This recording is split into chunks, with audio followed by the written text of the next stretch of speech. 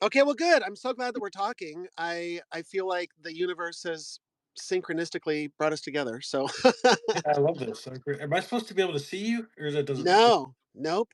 Just Okay, picture my face in your mind. That's what I'm doing for you. I love it. I love it. Well, I feel like we're kind of in the same boat here in terms of we had talked. You had reached out to me on Instagram just for everybody listening, and we had started talking, and I was at a place where the universe was sort of pushing me to do podcasts with other people, and I was like, okay, like who am I supposed to talk to? Like send people my way, and then. Sure enough, a few days later, you reached out to me randomly and introduced yourself, and so I'm stepping Oh, outside my not comfort randomly. zone doing this, and so are you. Nice. Yeah, I love it. I just feel like I want to have more and more of these conversations with people because I love talking to most of these I do by myself, but I just love picking people's brains and just sort of seeing like where they're at and what their viewpoints are, and so I kind of just want to pick your brain a little bit and All right. like.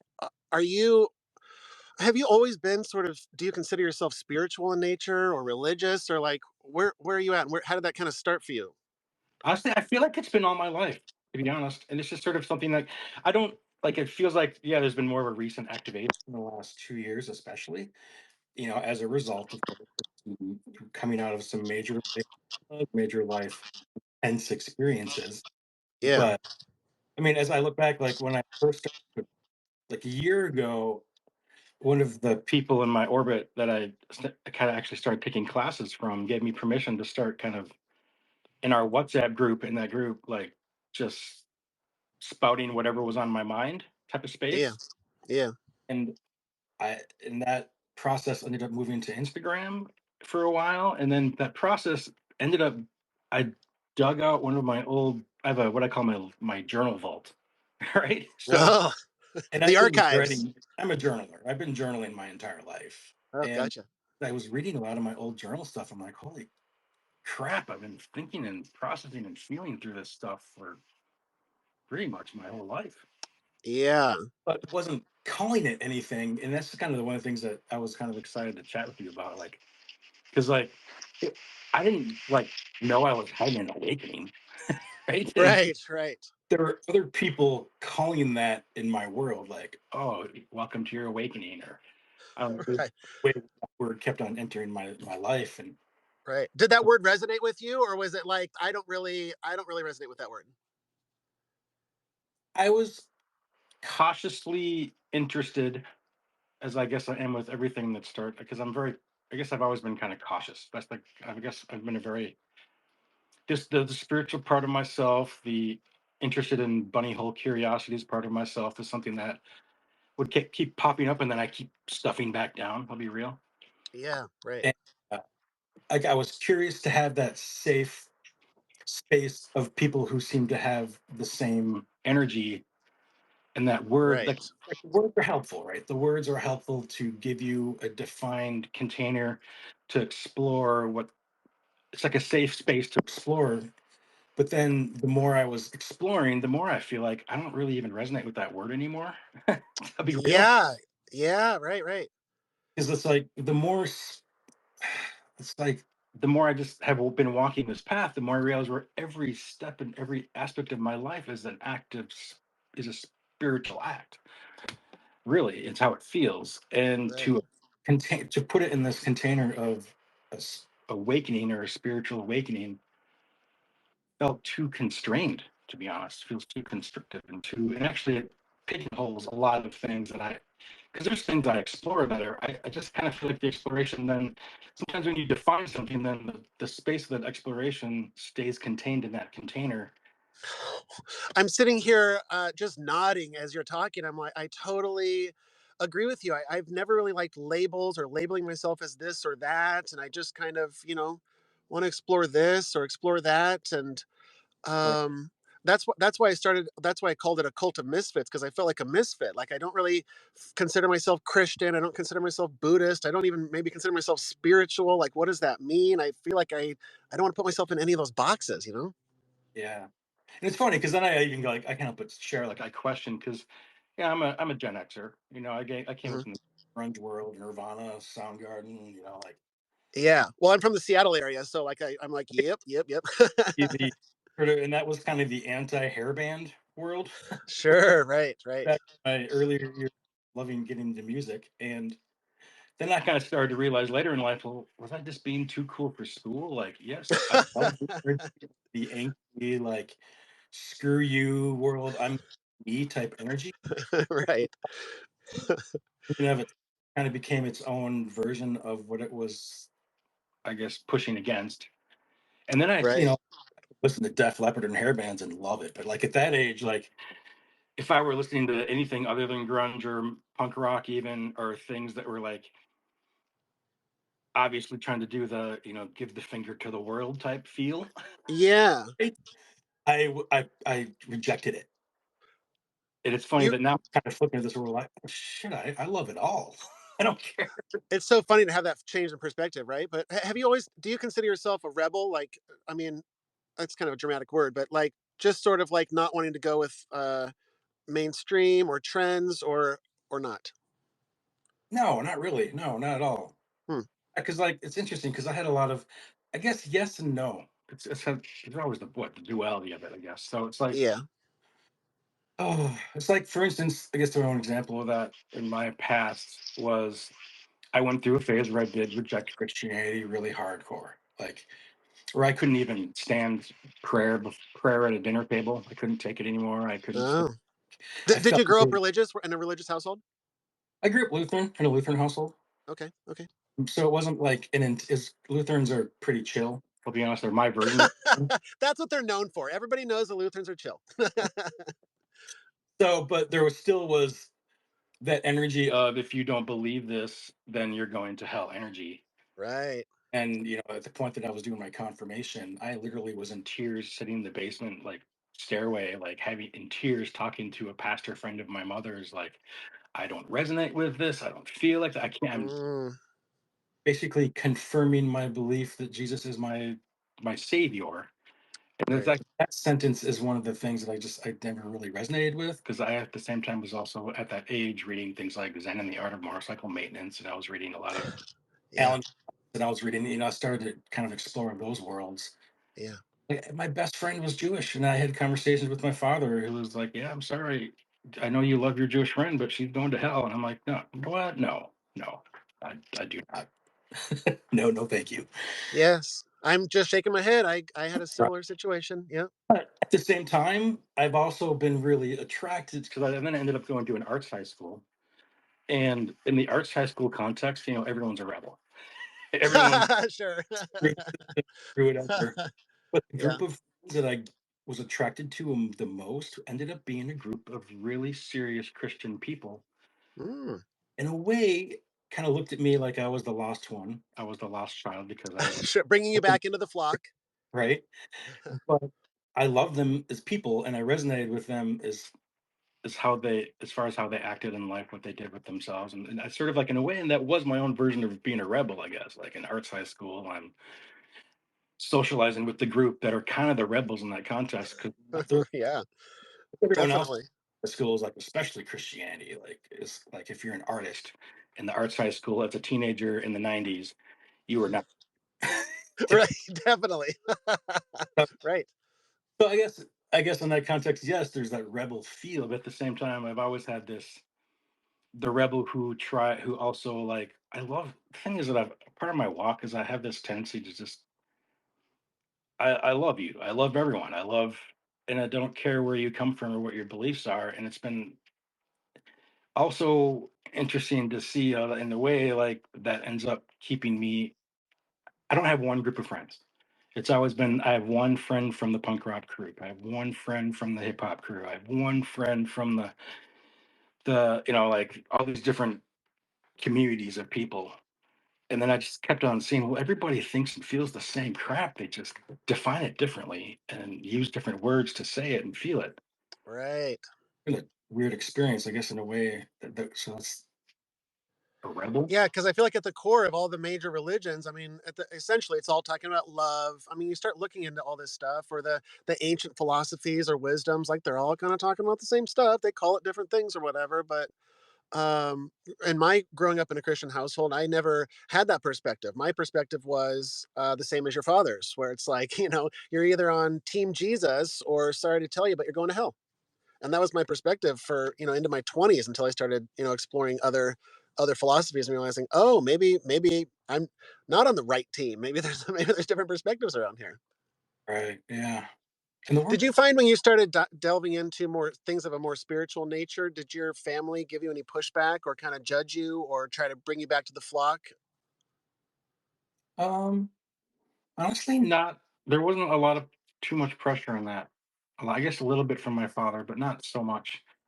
There was like I guess some of the extended family, one of my extended family who was my godmother, especially, Mm, was always trying to get me to go to like the Creationist Museum and things.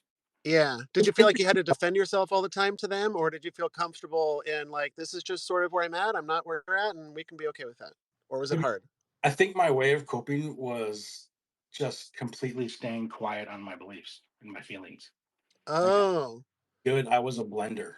I was always like, you know what? I'm not just not going to speak my truth. And the thing that's funny about that is when you don't speak your truth, people believe that you believe their truth, or they, I mean, they kind of, there's a interesting thing that happens where like you yeah. get, there's this perception they get of me that is not me. That I guess Right. What? isn't. Why didn't you talk about it? Were you embarrassed about it, or you just didn't want to deal with it? You just don't want to deal with it, or what was the reasoning? I did not talk about it. I think that's something I'm still trying to learn, Matt. Oh, Yeah, oh, okay then. Okay then. In progress. In progress. I Great. talked about it. I did that dabbling on Instagram a bit, and then which felt really great. But then I still have these like screw this with the social media feel, like Oh, I hear you. I hear the you. energy of it, and the because then even I guess I do have that rebel in me. Like I keep going back to that question on the rebel because like there is that like as soon as you start to step out, I feel like then there's that energy of putting me back into a box, and I don't like to be boxed. Yeah. Set me free. And then I just go quiet. That's my response. I'm Oh, But you interesting. said in your podcast, I've listened to all of them. Thank you for. I love your Oh, podcast, and well, great. Thank you. yeah, I do want to share a moment of appreciation and gratitude for you. Thank you very much for being you and just speaking your truth as it is, and it's helpful. It's very Well, helpful. that means a lot. That means a lot. I appreciate it, and thanks for listening. It's just a crazy journey. I feel like I was not my true authentic self like most of my entire life, and so it was like I had to actively work at just being comfortable with being myself and not caring like what my family thinks of me or what society thinks of me or that it's like a long process, but I feel like I've finally gotten to a place or where I feel more my it's like an ever unfolding thing I feel like in my life. And so I just feel like I discover more and more about myself and become more and more authentic as each day goes by. And it's satisfying but challenging because I feel like we're programmed to be the opposite, to not talk about our feelings or not share things because we don't want people to laugh at us or whatever. Right. So true. So true. But I feel like can I ask? So in that context, as I speak about not liking like my energy of not liking to be contained, I do also have appreciated the spaces that I've been creating in this, especially the last 2 years, as I've become more myself, authentically, openly. That I had created containers here and there where I practice that practice of being my authentic, genuine self more. Yeah, And to be real, there's containers that I still am I guess I call it like a realm crosser. I cross between realms a lot, right? Which sure. many of us do our lives. And I go and I still do a lot of my daily life in spaces that I guess I'm practicing being my authentic self, but not fully the same way that I do in these other contained spaces. Say this conversation with you, where I guess I don't hide it as much. I just don't speak it. I used to feel Gotcha. guilt for not speaking it. I just listen. I'm a big listener. Yeah, But the thing that I've had to practice more as I act more authentically and genuine is I don't have to always speak my truth to everyone all the time because there is that like I like what you say about the planting seeds thing. Like I'm not here to evangelize myself, right? right. Right. I'm here to listen, and then but I only speak when addressed directly with questions a lot of times, sometimes in these spaces. Yeah, great. And I always just say my truth. And I'll be honest, sometimes I tamp it down. And Hmm. I used to feel guilty for that. I'm kind of been giving myself more permission to feel less guilty for tamping that down because boundaries are healthy, right? Totally. But trusting that the offer up the resonance that I am feeling more openly in those spaces as I'm asked to do so, and just trusting as I do so, even if it's just leaked out in tiny little trickles, that those vibrations are reaching the right, the way they're supposed to in that space. Yeah, absolutely. Do you feel like that you're so because you're working on it actively and conscious and aware of it, or do you feel like you are becoming more your authentic self as it goes on? Are you getting do you feel like you're getting more and more practice and achieving that, at least in the last few years? I do. I Yeah, definitely do. right on. And it's interesting to see the change in other people around me as well. Yeah. Like what? Like what? And it's almost like you don't want to point out the observation of the change to the people you see change and shift because sometimes it feels like I'm just going to let that be and see what happens. Because if I, Right. it feels like it's like a, I don't want to do a, I told you so. Like, oh, look at this. I'm so glad you're. Because sometimes it's just, I think like humans a lot of times are inherently oppositional. Yeah, sure. You point out the positive with people Yes. as an observer. They push back on that positive. It feels even I myself do that. Like don't tell me I'm good at what I do. I go hide in this corner now that you did. Like, Right. Or overanalyze it. Why did they say that? Why did what like exactly. Yeah, it's right. so funny how we're just I call it programming, like we're just programmed to behave certain ways. And I feel like part of this process that I feel like I'm in and you're in, and this awakening or whatever, like it's just asking myself, why do I respond to things that way? Or why does that make me angry? Or why do I why do I uh just why do I do all the things that I do? Yeah, it's fast. It's funny. 'Cause it's funny every time you say something, I have this countering like there's the why, but then there's just why is there the why? Why does it even I feel? know. And then it starts You getting know? Buddhist and kung fu and like there is everything and there is nothing. You start getting into like these mysterious riddles and nothing makes sense and everything's contradictory. And Uh, that's why I love all this knowledge and looking into ancient wisdom and all this stuff. But at some point, I dig, dig, dig, and I'm soaking up all the knowledge. But then at some point, it just starts to not make sense again. It just comes full circle. You're like, I don't understand any of this stuff now. so fun. So So fun. it's so fun. I view it all as a game. What do you think about what do you think happens after you die? I I do think it's an energy shift more than anything. I don't. Uh-huh.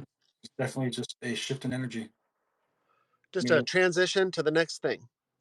yeah, whatever that next thing is, and I'm not even sure there's a next thing. I just think it's a not even the next thing. I don't feel like death is going anywhere. Just like I don't feel like birth is getting anywhere in a Hmm. way. I feel like it's a shift. Yeah, but you think there's something after your physical body dies. There's something. I would say there's a continuation is the word. Oh. Oh, okay. Sure, sure, sure. A continuation of like, would you call it a soul or the essence of you, or what do you call it? I tend to think in terms of energy. It's just a continuation of the. Like I love that concept, which apparently may not be totally physically in the world of physics. I think I read some article that Newton was in the law, but what's in motion stays in motion with energy. I don't. Apparently, there was some kind of conflict with that scientific concept recently, but I still believe that there is this. It just changes form. Yeah, meaning that like energy never disappears. It always has to go somewhere. Is that what you're getting at? Yeah, and I guess I've lost my desire to define what form that is. Yeah. I don't really feel the need to, which is interesting when I talk to people who are, and even myself, when I've experienced in my life and with family members, like say someone is passing, it's interesting because I have, I'm a very empathetic, Hmm. compassionate individual, extremely. I'm a very feeling person. I feel everything, Yeah. So I can you want, tell. I feel like it's a great quality and it's obvious, just FYI. You emote it. Yeah, definitely. but in that context of like really wanting to share the love and compassion for someone that's is feeling the suffering of the passing and the grieving of people they love in their life that are passing. There's always Right. that you always want to say things like, "Oh, I'm sorry you're going through this," or it feels like all of the words that we use in our language to show the feelings of compassion don't properly express the feeling of what I feel, which is an interesting challenge I have all the time around like because I there's a blessing in the death. There's a huge blessing with it as well, and Yes. I try to like I want to give people the permission to feel the blessing of the passing of their loved one, Yes. But big it's time. so I've never heard anybody describe this before, and you're describing my exact feelings, which I've never articulated. But I often find the same thing. Like, I when somebody dies, I don't want to say, "Oh, I'm sorry to hear that," because I'm not sorry to hear that. I believe that's just a part of the process, and I don't know what to do to I'm not console sorry to them. And hear. I know I don't want to say like, "Well, your energy will their energy is transferring to the next place." I don't know what to do to console them, but I don't feel sad about it. I don't feel the way that they do, so I don't know how to respond. Sometimes it's so funny to hear you say that. I guess just to share with you. So one of the tools I've learned on that is really just offering a space for people, giving them a permission in the space to feel how they feel as a result of that experience in their life is kind of what I try to go for. Oh, I like that. I like that. Have you found that successful? Oh yeah, definitely. Of just not maybe It not takes articulating it and just being there for them instead of trying to put something on it? yeah, or even just finding a way to articulate that feeling of somehow like I feel I feel for you, or I feel where you're at, and I trust as well. Kind of trying to put the energy of feeling, the feeling as well as the trust. It takes like sometimes I will Mm, I'll give the response. Sometimes I have to reflect on it a bit yeah. and share the response. I like that. I'm just sitting here taking mental notes. Like I like that because I do feel it doesn't make me feel awkward, but I just don't know the right. I just never know. It never feels right to just say, "Oh, sorry to hear that." Yeah, because I do feel their feelings, even though I'm not necessarily sharing them in that same way. But oh, I like that. I like that. You got my wheels spinning now. In those moments, because it does feel like in those moments to tell someone, "Oh, just trust in the beauty and the perfectness of or the perfectness." That's not a word, but Well, it is the now. perception of this everything that we live in, just trust that. I mean, when you're as the human existence experience algorithm that you're living through in that moment as a being, even in my own personal experience, I'm not feeling the energy of that. Oh, it's just all so perfect and magical. So Right. tell someone in that emotional space they're in that, oh, just trust the magic. Sometimes Right. like Right. the right space. It's really just Right. They're like, get out of here with that. right. Yeah. I also struggle with it because I've never personally dealt with death in any meaningful way. I've had like great grandparents die in their 90s, but I wasn't, broken over it. It's just, I've never really had to experience a close person close to me dying. So I also, that just adds another layer of like, I don't really know what you want me to respond with here because I haven't necessarily experienced that. Yeah. I don't know. But yeah, what about God? What is your thought on God? I mean, well, I'll just let you talk, but like, is it a single being? Is it energy? What are your thoughts on God? Thoughts on God. Can I take a moment? I'm going to share something with you. It's a good question. Because a friend of mine, a good friend of mine, was doing a talk at like a church last week. And that week before she was going to do that talk, she sent me a text. Like, I'm asking multiple friends of mine to give me a one sentence saying what God is. Can you send me that sentence? Send me a sentence saying what God is. I Mm. tried, honestly, I'll be real. I tried to send her a video of like, okay, watch minute 44, and that's my answer. And she's like, no, no, no, no, no. I need you. Yeah, that's cheating. That's cheating.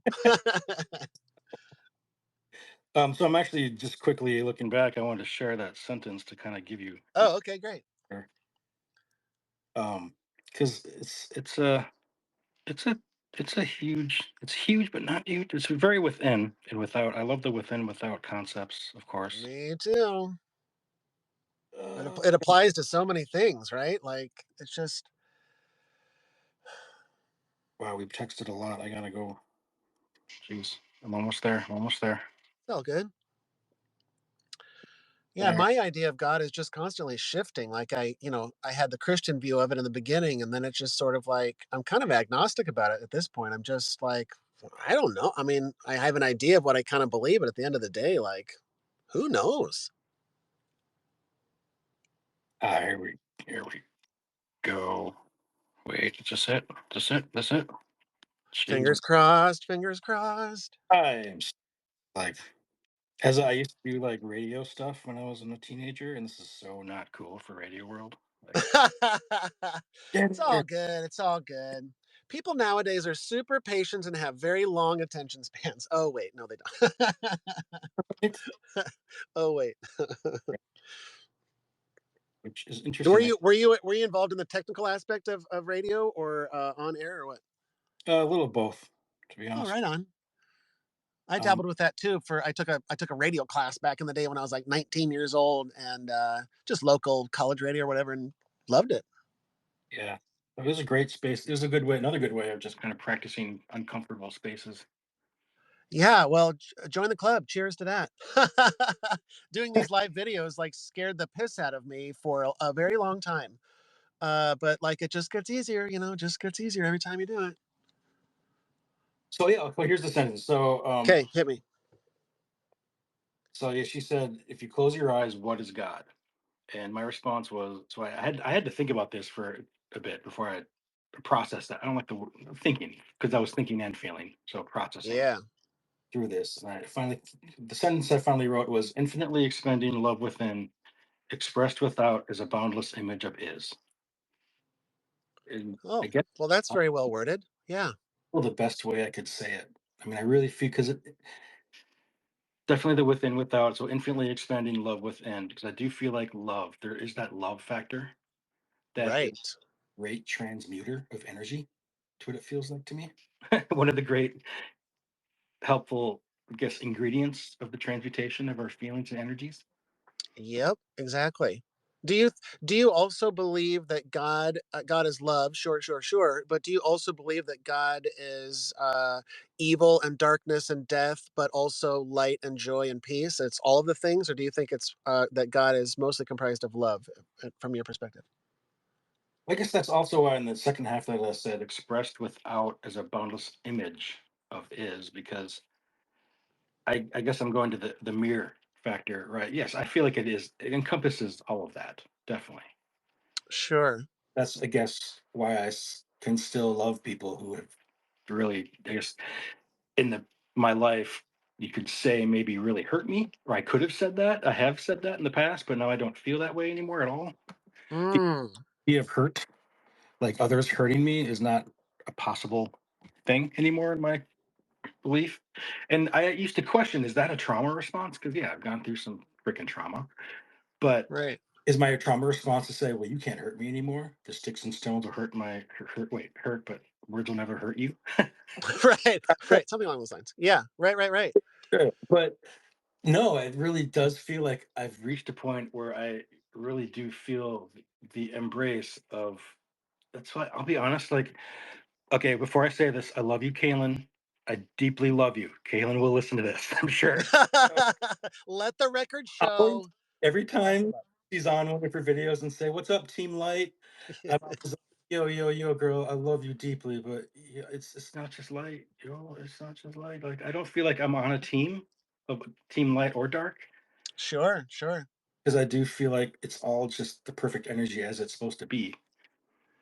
Yeah. Well, I'm with you, and I just feel like it's so hard to break free from like I talk about duality all the time, just because as humans we're so used to saying I'm on this team, I'm on the good team, or of the light, or nobody wants to go around. Well, some people sure want to say like I'm on team darkness. Like nobody wants to go around Just parading that and announcing that to everybody. like I'm a shadow worker or a light worker type concept. Right? Yeah, shadow work. I just have never heard anybody say that, but Yeah, I think that for me at least, and part of my journey was just seeing like, oh, it's both of the things. It's both sides of the coin. It's not just the and when I started realizing that was when I started looking into my own shadows and my own darkness deep down inside of myself and my mind and my heart and seeing like, oh, it's about embracing the darkness. It's about embracing all of the things. And that's what sort of opened it up for me. As I was like, well, if I'm that way, as within, so without, like the God and God and the universe is all in harmony and in balance. It's not all light or darkness. Right. So true.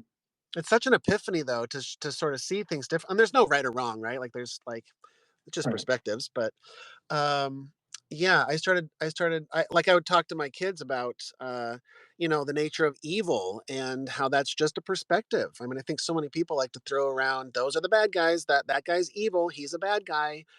Whether it's Putin or Darth Vader, it's like, well, those people don't consider themselves the villains. They don't it's just a matter of what side you're on.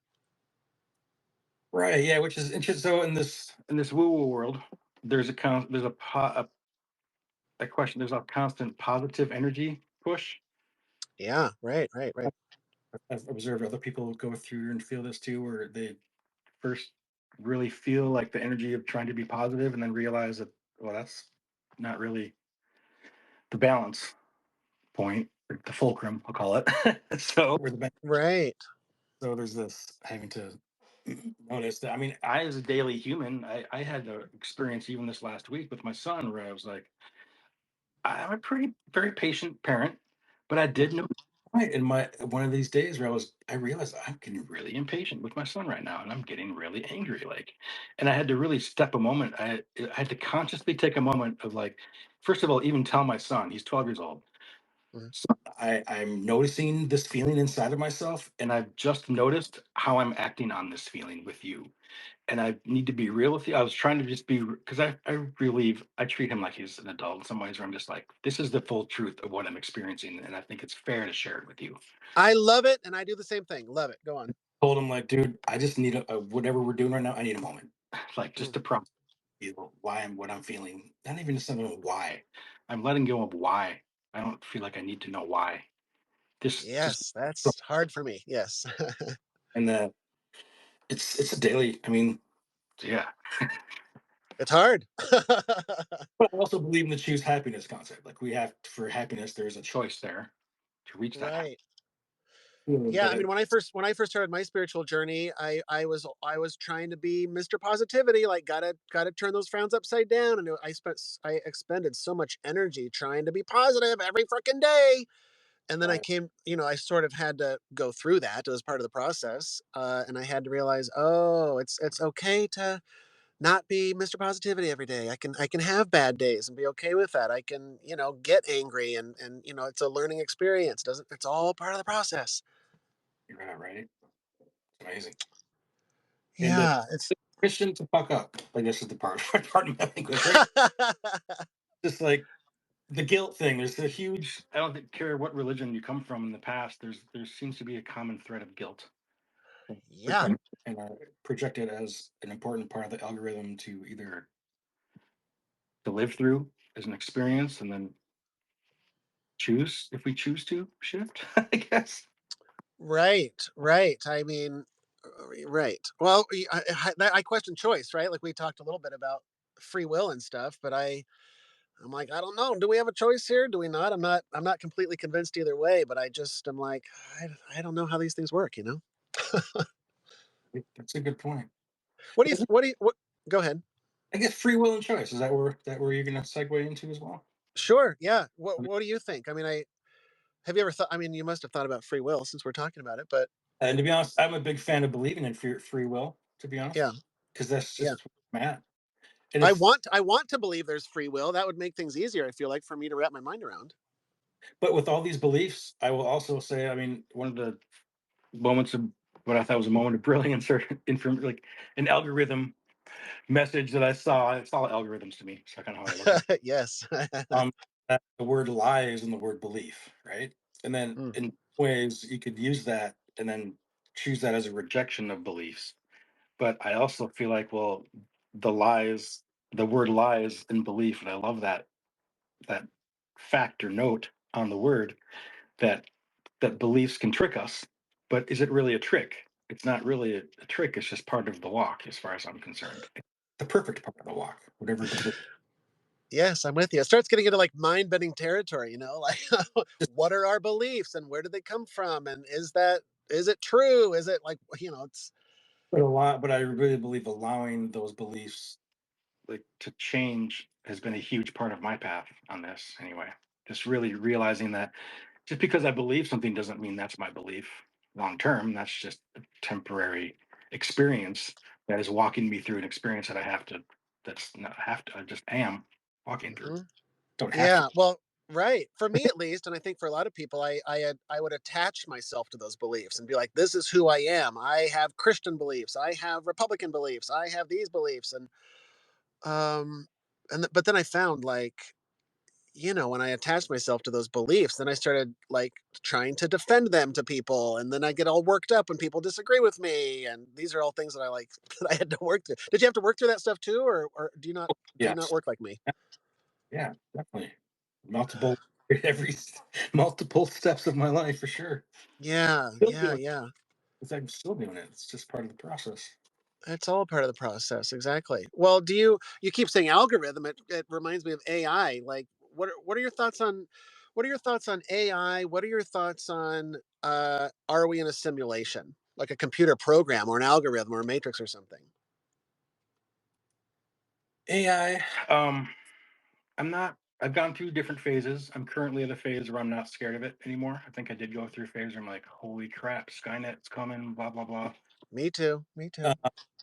Now I'm at a point where I'm just like, yeah, you know, Whatevs, whatevs. whatever. It's the whatevs thing. It totally is. Are we in the matrix? I do believe that. That's why I was even when what do you believe or what happens after you die? A question was kind of tough because I'm not even sure there's a death. So Right, right. I am on that page where I think it's very possible, very likely that we are in a what we I guess this is where I struggle with the words. What's the right word? But simulation is the word we use, but it doesn't feel like the right word. I know. Simulation. I like the word. I've been playing with the word construct, where it's just a construct. It's a I don't know. Yeah. It seems like a fancy thing to say in my brain. It just like because the Matrix is so played out, and I don't know what to call it either. But just like the grand illusion or whatever, you know.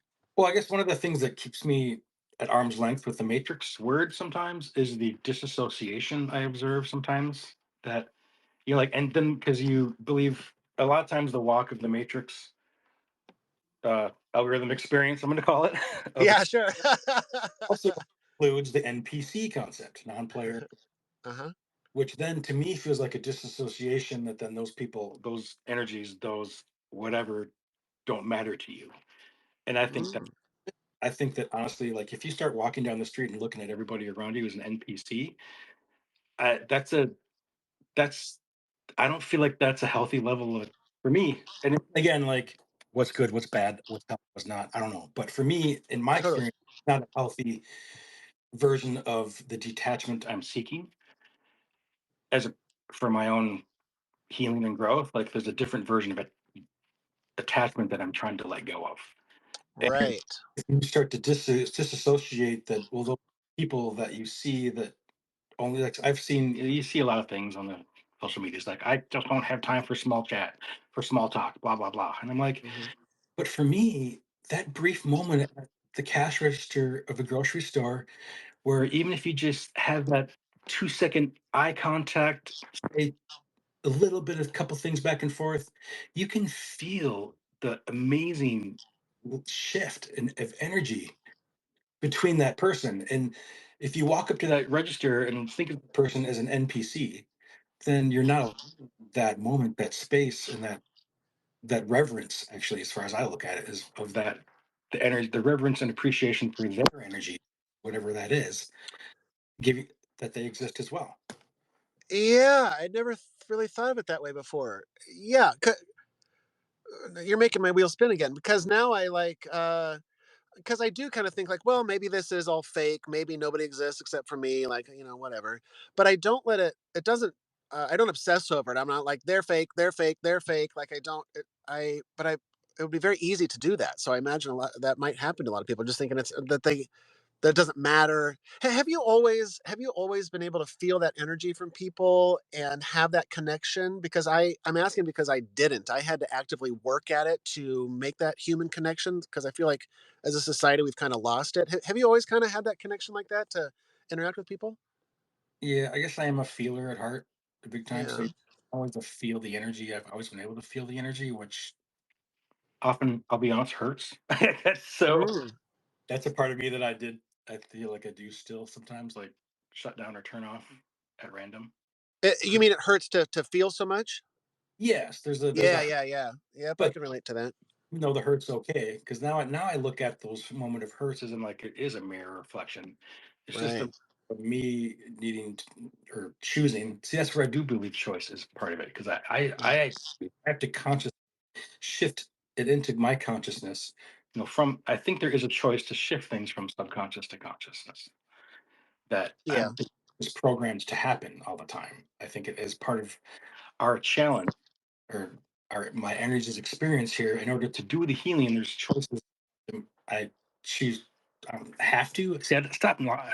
Words trip me up. Right. It's all good. The There's a choice I make to shift certain things from subconscious to conscious. And Right. look at that mirror, and then observe that mirror, and then choose what I do with the reflection I see in that mirror. Is a Where I do believe there is a free will type element. Yeah, I mean, I'm with you. I play with the idea of it, but like, if I'm not actively choosing to make myself to practice responding differently or looking within or training my mind or whatever I'm doing, if there's no choice there, then like, what is the what's the point of all this? What am I doing if I'm just on a track here and following along? So, I'm kind of on the fence. I'm always just sort of it's always in the back of my mind, like, well, I don't really know for sure, like where choice falls into it. But because there were those experiments, I think I mentioned in a podcast where like they have the person raise their hand when they see a signal or whatever, and there's evidence that shows that like the hand raises before the brain tells it to raise. Like there's some mechanism that is moving us along, and then you talk about like fate and destiny and these events that are destined to happen in our lives, and I'm like, is there free, well, I guess I'll ask you, is there free will? Do you think that there's these destiny events that are bound to happen no matter what, or it's created by our own choices? I do believe it's a combination, but yeah, Yeah. I definitely I do believe there's a destiny, but I think it's also, even though that there is I do believe there's a predestined destiny, fate, whatever word, and Sure. but I do believe that there's also the path to that destiny has no timeline, especially the timeline that we perceive here, and Yeah. that experience towards that destiny could take what we perceive as thousands of lifetimes, or it could take whatever choices we choose here to step towards that destiny.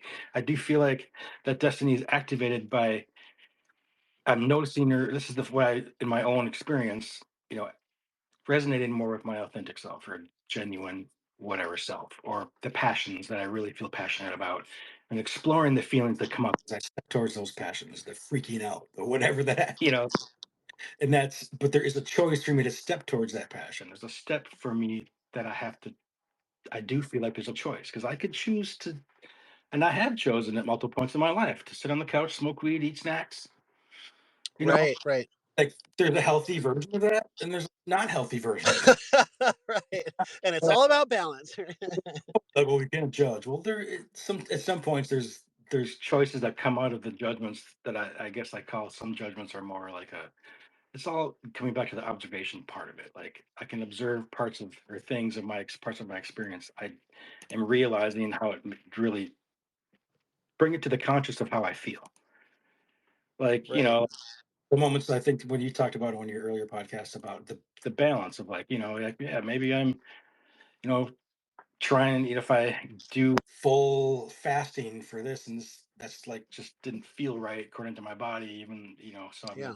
to and just try take another change and choice. So did you feel like those were choices you were making to find a different balance or adjust your balance? Or do you feel like that was just part of your programming that you are on autopilot for?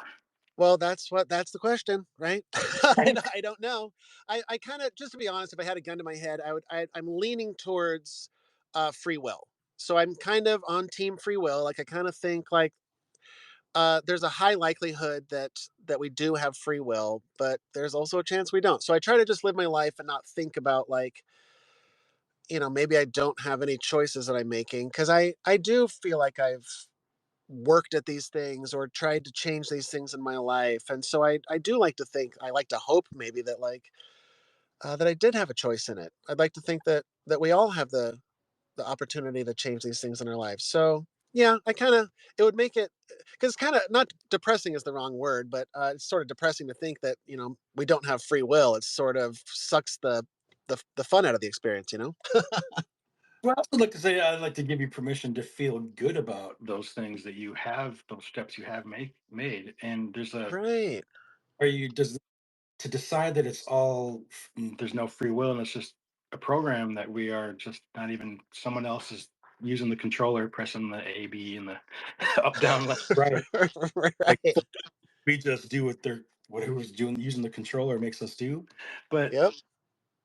even if that's the case, I think it's still helpful to allow yourself to feel the feeling of feeling good about what you what you perceive as choices towards changes or adjustments in your algorithm. Yeah, and celebrating those changes and accomplishments and victories and personal victories and reaching your goals and all that stuff. Right. Yeah. Yeah.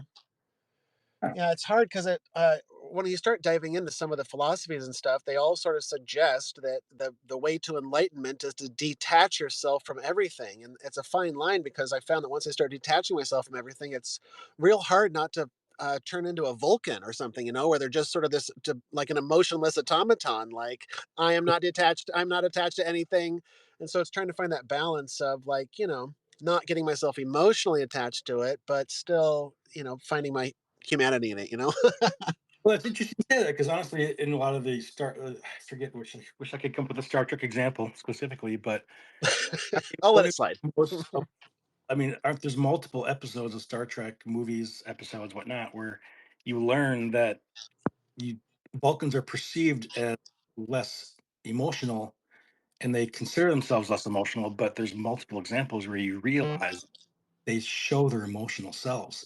It's in this fact, even though God, I wish I had a specific example where you realize that there's actually like almost extremely emotional, like extremely empathetic, extremely like Yeah, well, the thing is I feel like what they do in the series is they bottle it up. They've trained their mind to bottle that shit up, but then they've shown through several of the series and movies or whatever that that you bottle that shit up and eventually it's going to come out and erupt. And so you see these Vulcans that just lose their mind emotionally and freak the fuck out because like they've been bottling that shit up their whole life, or not right. dealing with it or whatever. And that's why I like the character of Spock so much because I don't know how much you know Star Trek, but like he's half Vulcan and half human. So it plays with this idea of balance and this idea of emotion, having emotions and balancing your emotions. And I just love the symbology of Spock being half and half.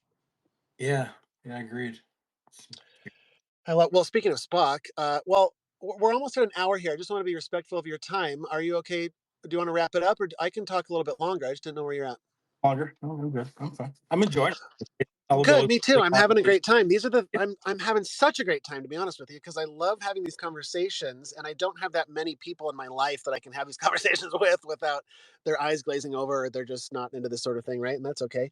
But that's why I feel led to talk to people like you is because like I love talking about this shit. So I'm Yeah, glad you're here. I'm glad you're here. I love being here with you. Thank you for having me Thank with you. you. Well, speaking of Spock, I'll transition to like aliens. Like what's your take on aliens? Do you think that they're here? Are they interdimensional? UAPs? Talk about whatever you want. Like, but what are your thoughts on it? I just, yeah, I think that's definitely a part of the experience for sure. So Um, do you think that they're here and have always been here, or what? I do, and I feel like there's a lot of us that humans that actually are also. we're in the human form, but not actually a kind of are also. There's def- Yeah. I think there's a blend, and I think there's a even probably a crossbreeding that's happened or whatever that is. It, Yeah. it even speak in these terms because, like, when you go back to the Matrix thing, it's like it's part of the program. Yeah, but the Yep. experience, yeah, I do believe there's been a blending in our world of what we perceive as alien beings who are really mixed in with our society and our world. Yeah. When I started, I don't know how much you've dove into ancient civilizations or whatever, but I've recently been fascinated by it and looking into the just ancient religions and what they talked about, a lot of origin stories from all of these different civilizations. And it's just so interesting because they all talk about the same stuff. They all mention beings coming from the sky. It's sort of an integral part of how humanity started, according to all of them. So I find that so interesting. First of all, have you looked into that? And if what do you think about, like, perhaps aliens seeding this planet or creating humans, that maybe God isn't what we think, but it's just an alien race that sort of is superior to us, and we call that God, and they actually created us. What do you think about that? Hmm, hmm, hmm. That's interesting. So I don't really feel like they created us, whoever they are. I don't. I kind of have a arm's length feeling to the word "they" in general. Mm, yeah, um, but I feel like I think there's a different frequency range that there are beings that are here that are definitely can experience have a different experience like we have than we have for sure. That may I see it again as a higher level, lower level vibrations. I sometimes I even kind of reject that. Like I was reflecting even last night where I was like, low vibration, high vibration, like what the F with that? Like some of my favorite thing are like awesome bass lines of music and thumping beats, where that's like the low end of the frequency. Give me right, a good bass line and I'm in heaven, right? So right. We just label it as bad and don't question it. so to have this perception of like that's the other thing that kind of throws me with a lot of the awakening we call it community is the Yeah, obsession with trying to reach high vibration. And yeah, just all the vibrations are important. And in fact, the range of vibration that we even perceive in this space we perceive is so freaking tiny compared to what we right, know right. exists. Right. Just the visual spectrum alone is like, I don't think most people realize that, like, we can't really see anything, relatively speaking. Like, it's so narrow what we can perceive as in this human form. So I do feel like there's energies. I think of it as all energies, like even humans and we're all energies. I feel like one of the things I've done in my past is I did actually learn this hypnosis style. And Wait, say that again. What style? hypnosis Okay. hypnosis, I actually trained to be like a hypnosis practitioner. I'm not practicing. Hopefully Oh, someday, okay. someday. Interesting. But I've kind of made the choice to step back for a bit and kind of do some other learning and Yeah, it practice. might come around again. Who knows? But one of the things I did explore in that space is it feels like it's a way to hack the matrix. I mean, you're literally Yeah. in that space, and you're in that space where you're also able like hypnosis is not a completely getting reprogrammed. It's actually it can be a space where you can step into the programming with a teammate that you trust, and you can work together with all of the energies. And I've learned that you can work with those energies whether you're in hypnosis or not. Like Sure. Yeah.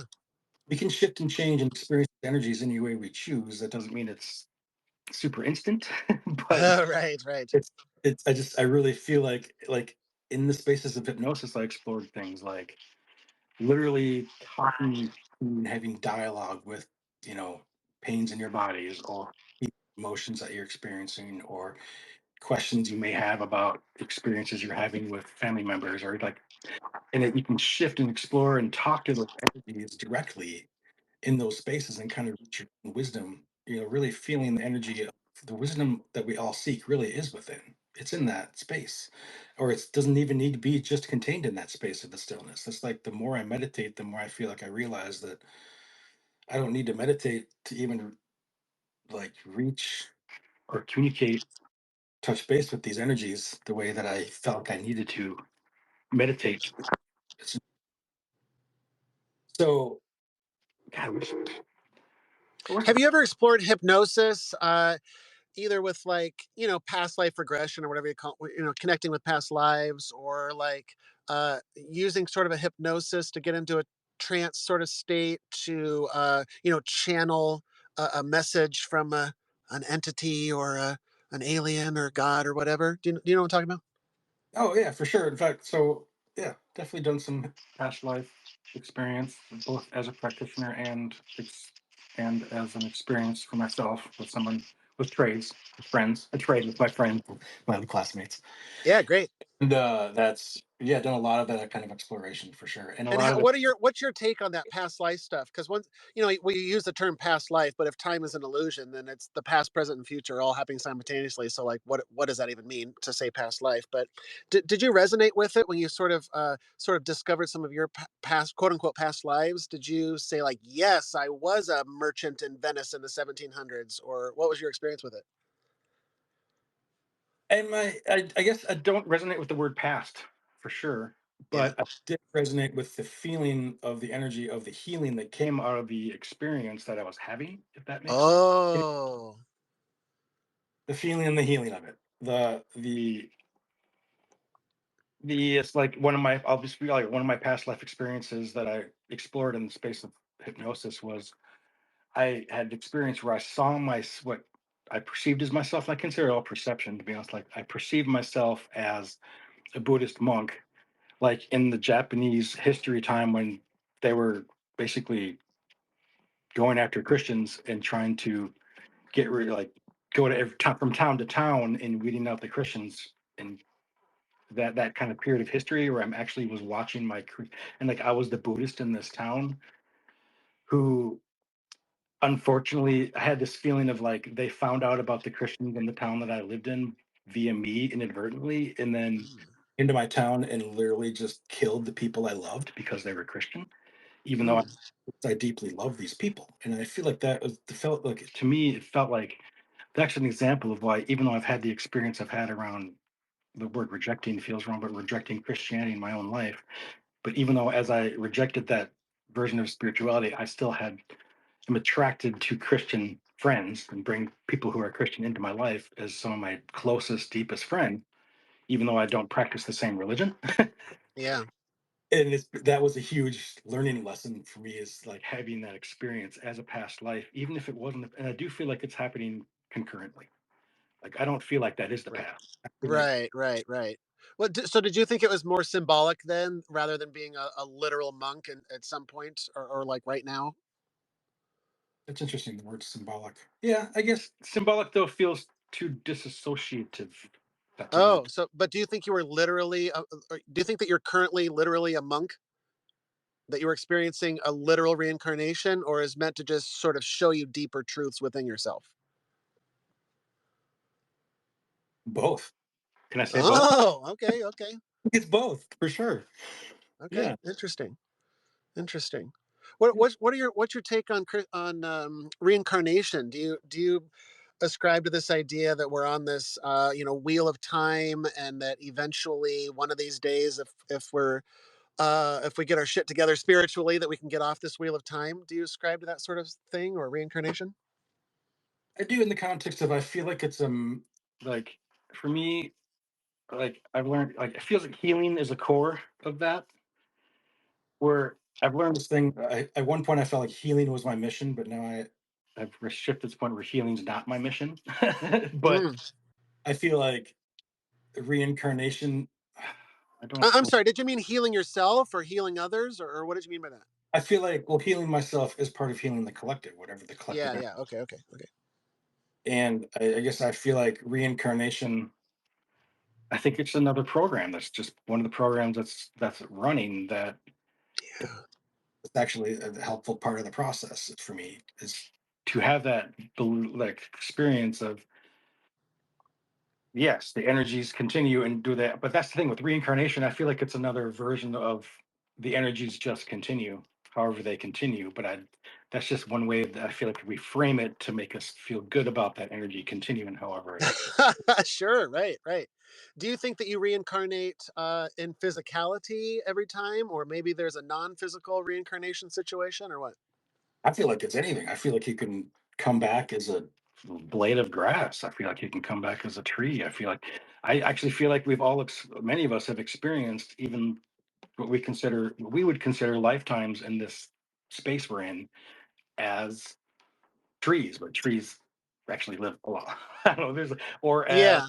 a cat, like even like I do believe that some people even some like that's why I love people's connection with their pets. Like I love your Cheech connection. Like I believe Thanks. if it's He's so great. possible, each is a family member, a friend, a soulmate from even different experiences you've had here on this, Right. I agree. Yeah, right. I mean Cheech maybe who knows? Could be No, I've love. definitely had that thought.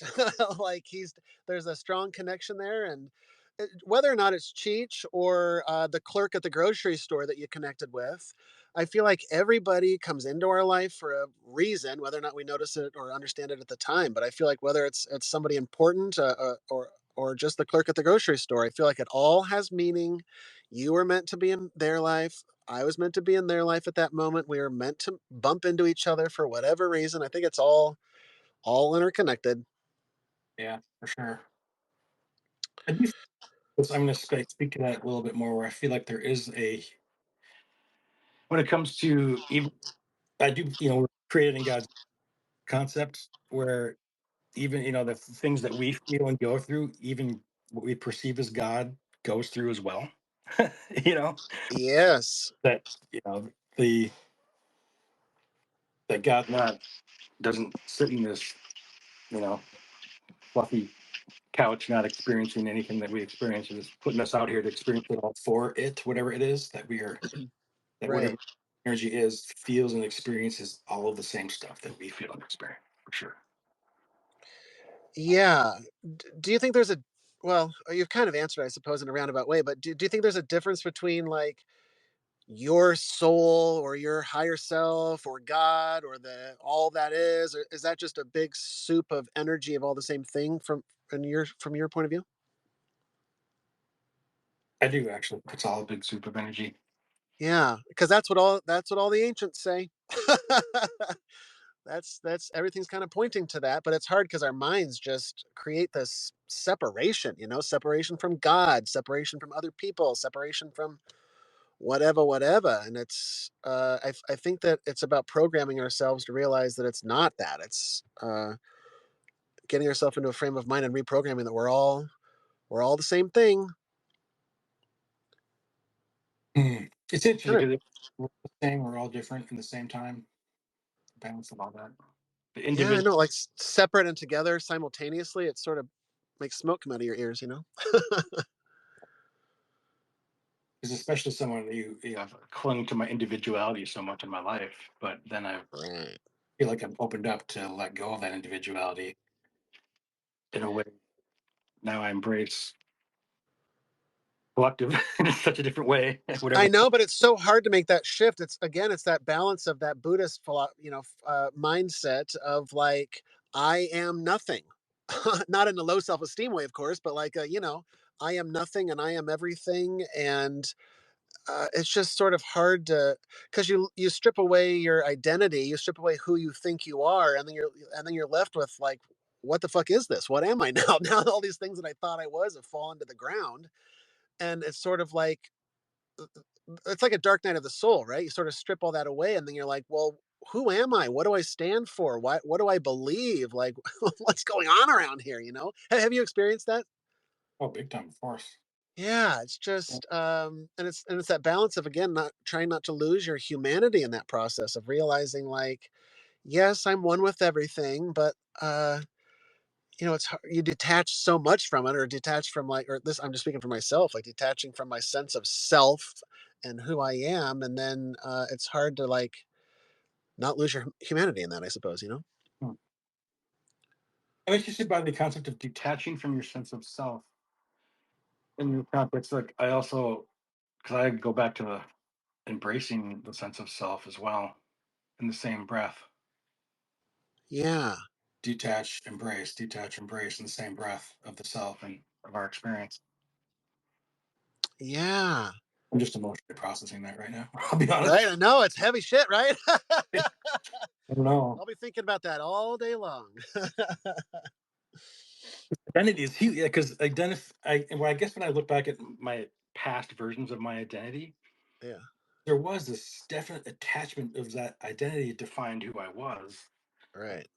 And now I guess what is my identity? I guess I am in a in between identity place, whatever that means, Yeah, purgatory identities zone. which actually feels pretty good. I don't know. Does it? I've had the opposite of like it's discombobulating for me. It's sort of jarring to sort of figure out like, okay, now what? And I had to. I'm still, perhaps I'm still kind of in that process, maybe in some ways of just sort of finding that balance of what am I, because all the spiritual groups or the gurus, whatever, say like, who are you truly? Realize who you truly are. And I was like, I don't know what that means. Like, what am I? I think I'm just a human. And it's like, no, you are not a human. It is deeper than that. And I'm like, what are we talking about here?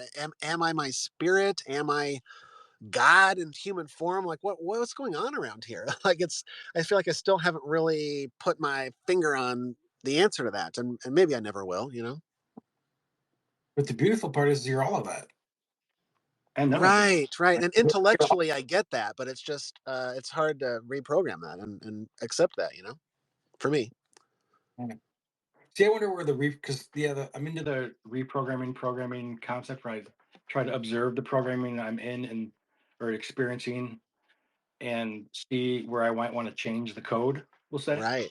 Look at a lot of it, but a lot of that for me happens via the feeling of it. It's a very like, well, I feel I have to feel the shift for the shift to happen. Right. Yeah. It's a. Yep. Same. It's an integral So part of it is working through the feelings. Yeah. so the figuring out tends to put me in the head of trying to figure out. Feel now that I'm not trying to figure anything out. I'm just feeling.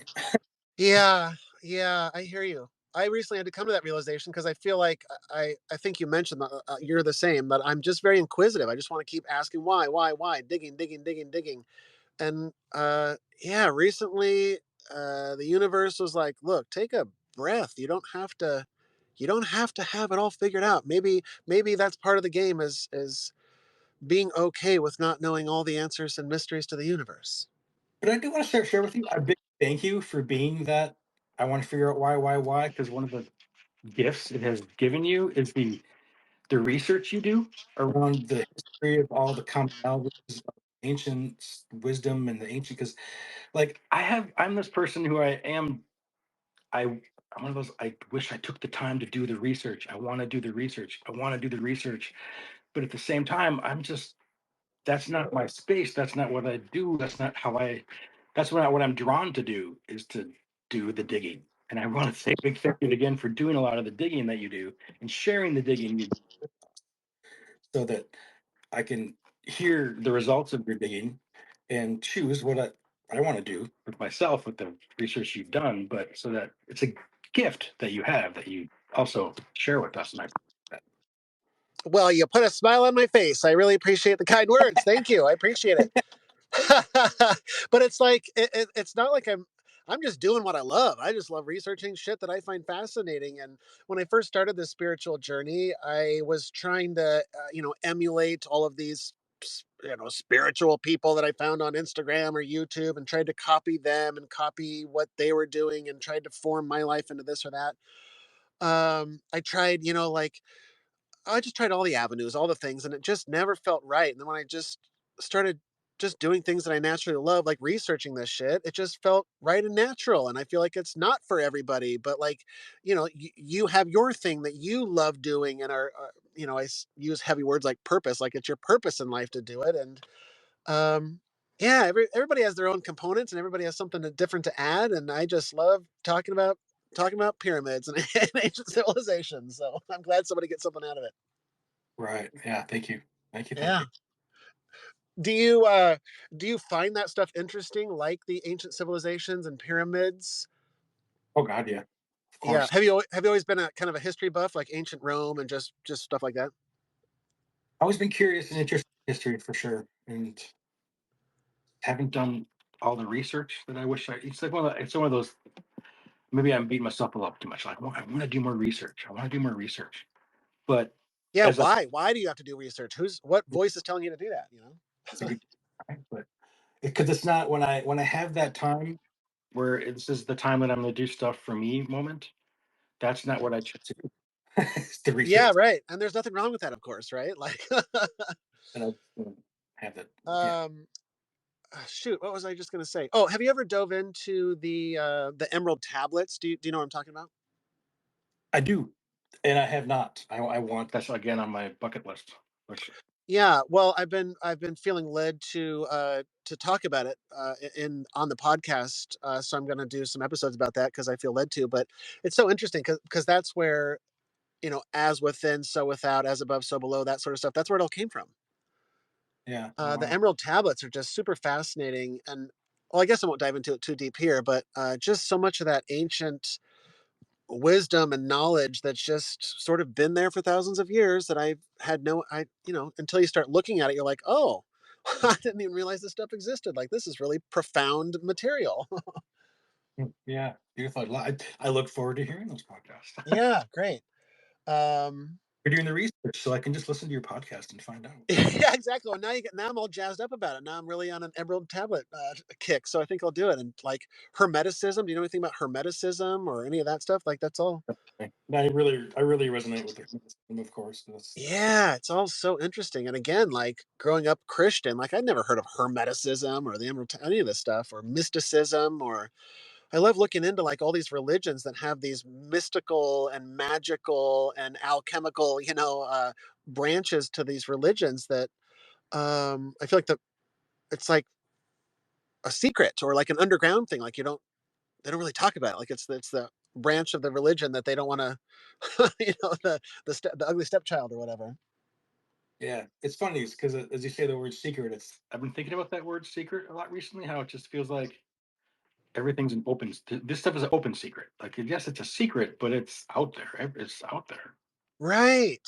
And no, it's so weird, especially now with our access to technology and information and all of that. It's just so open and out there. But I wonder if it was the same back in ancient Egypt or ancient Greece, where they had these secret societies or these mystery schools or whatever, where only certain people had access to them. I wonder if like I think that they were the only that they held all the knowledge. I don't think that, but I think that the mass public, I think the general population, even if they did have access to that knowledge, maybe they weren't ready for it spiritually or of the right frequency or whatever. Yeah, or yeah, could be.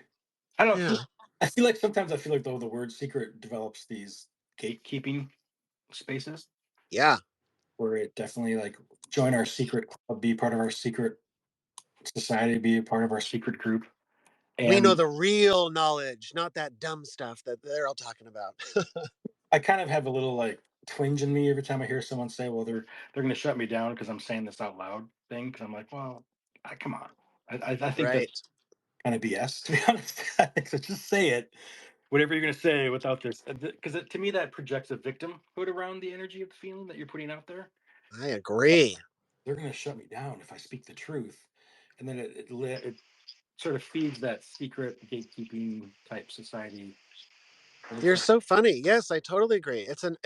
It just perpetuates that us versus them mentality. Yeah. I definitely went through that phase of it was around the pandemic, right? When I just started seeing things differently and I was like I can see the government doing all these things and big pharma and I was like, what's going on around here? Did you go through a similar phase where you Yeah, and actually, I'm still kind of walking that because I'm still like trying to figure mm, out feelings on fluoride. I'm still trying to figure out like I've gone down the I have gone down the flat Earth or Bunny Hill and explored that, and it's just one of the things I want to speak on that real quick because I love the flat Earth and the round globe Earth debates.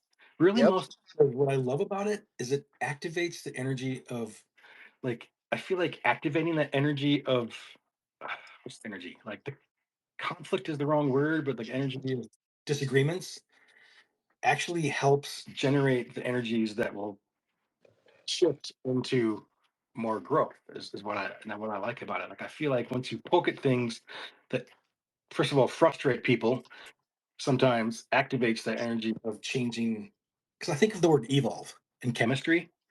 And like element chemistry is a big thing we talk about a lot in this space, a lot in these planes we Yeah. and part of that process is a process of blending together chemicals that have these reactions that actually are pretty conflicting with each other until they do their process and then transform into something different, right? It's a lot of chemistry. That's Right. my layman's description of what a lot of chemical reactions are. And that's one of the things I love about the conflict that happens with these subjects is that the conflict is actually good at the core of it because it activates the energy that actually are the beginning process of the shift for a lot of spaces. My Yeah. I totally agree. think about Yeah, I that. totally agree. Well, it's about like for me, it was a big shift of just flat Earth, for example. I've always been a little, I like the X Files, and like I was always a little conspiratorial, like yeah, there's wacky stuff out there, or JFK's assassination, or just that sort of stuff. But I never really dove into it, never really questioned it. I was like, yeah, maybe ancient aliens, maybe yeah, there's weirdness around the pyramids, but like whatever.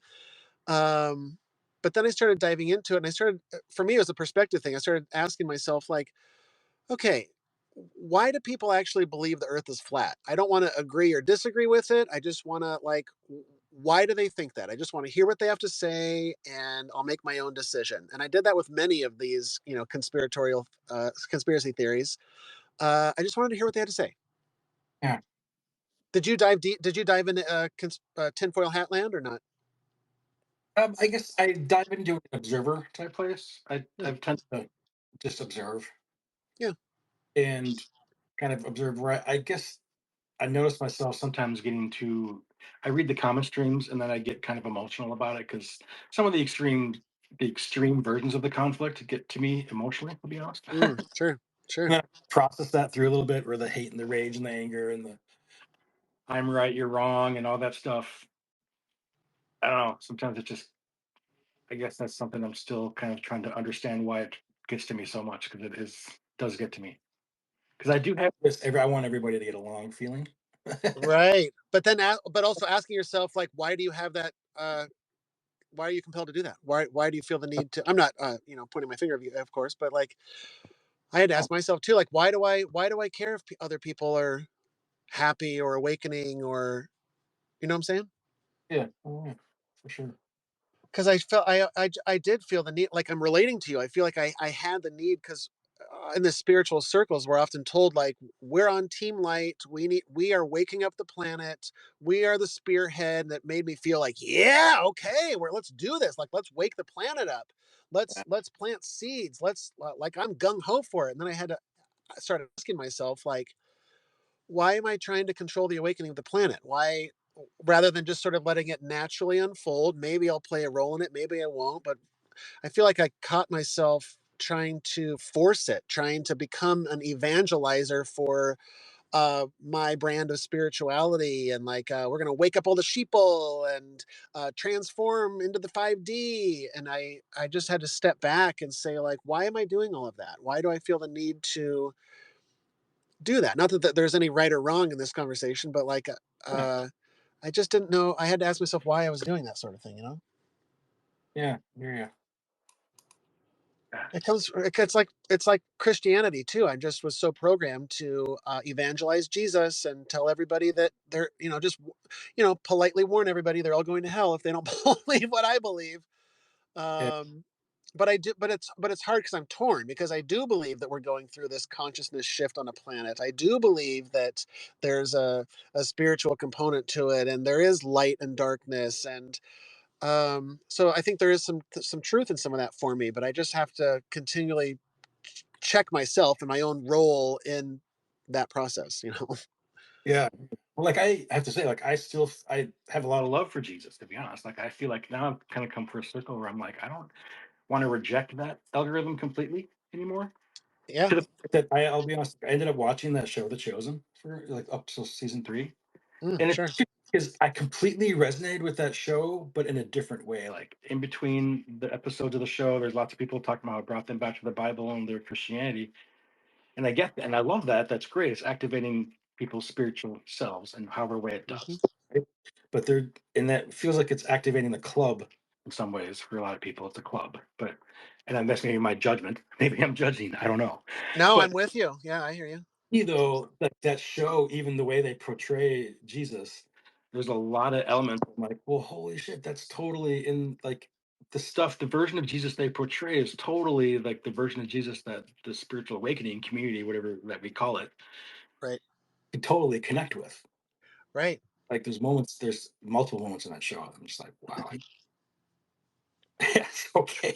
Yeah, I can relate to you. I because I went through a period for years where I was kind of bitter about just religion in general, not just Christianity, but like Yeah, just bitter is the right word, I guess. I was trying to elaborate, but like I just had a bad taste in my mouth, and I kind of just those Christians and religious people, and